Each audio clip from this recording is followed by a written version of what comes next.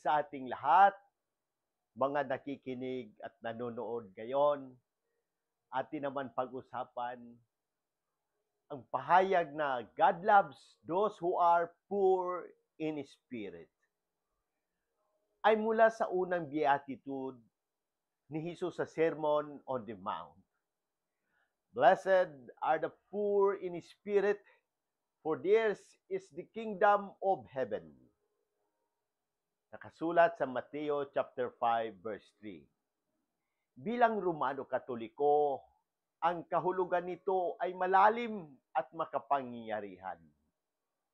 Ano ang ibig sabihin ng poor in spirit? Una, ang pagpapakumbaba sa harap ng Diyos. Ang taong poor in spirit ay hindi mayabang sa kanyang sarili.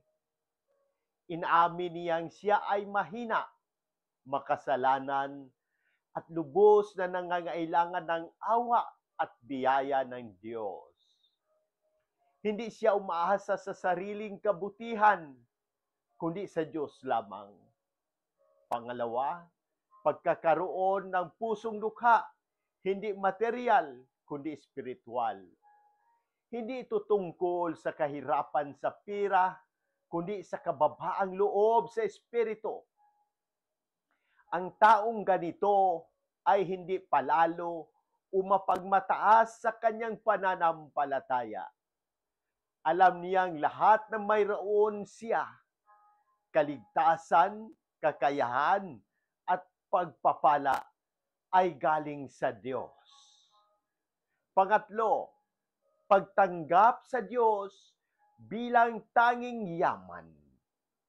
Ang poor in spirit ay hindi nakakapit sa mga bagay ng mundo.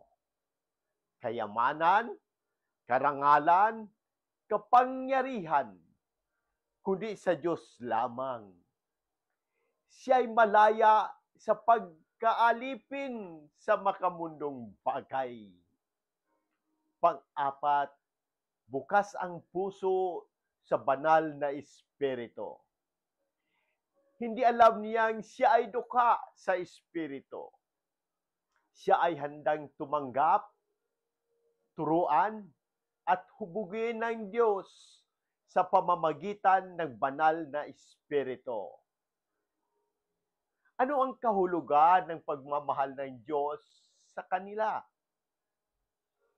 Pinapaboran ng Diyos ang mga mapagpakumbaba. Nakasulat sa Lucas chapter 1 verse 52.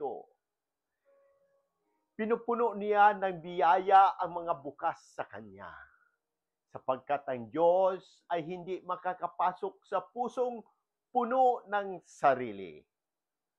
Ipinagkakaloob sa kanila ang kaharian ng langit, hindi lang sa inaharap, kundi dito sa kasalukuyan, sa pamumuhay na may kapayapaan, pag-asa at pakikiisa kay Kristo. Sa ating buhay bilang Katoliko, kapag tayo ay nagpapakumbaba sa harap ng Diyos sa pamamagitan ng kumpisal, panalangin at pagsunod sa Kanya kalooban, tayo ay tinuturing na poor in spirit. Ang ating pananampalataya ay lumalalim kapag kinikilala nating hindi natin kayang iligtas ang ating sarili.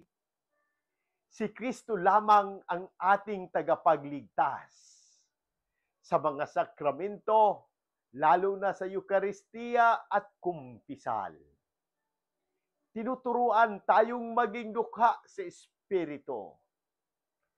Tumanggap, magpakumbaba, at magmahal.